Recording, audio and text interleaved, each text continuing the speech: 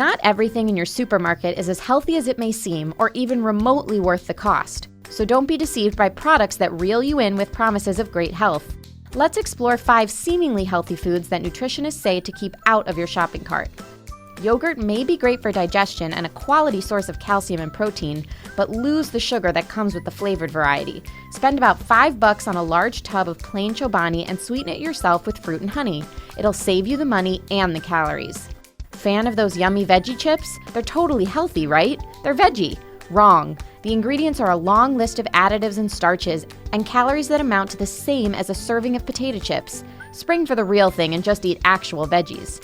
Say goodbye to bottled salad dressings. With lots of processed oil, added sugar, and artificial colors, it's healthier and cheaper for you to trade them out for simple olive oil, vinegar, and delicious herbs. Make your own dressing and save the bottles for the shelf. Cold-pressed juices are a staple for many looking to live healthy, but hold the juice and save the cash. Juicing fruits or vegetables may seem like it's ideal for your diet, but it actually strips away the beneficial fiber and leaves nothing but the sugar behind. Eat your fruits instead.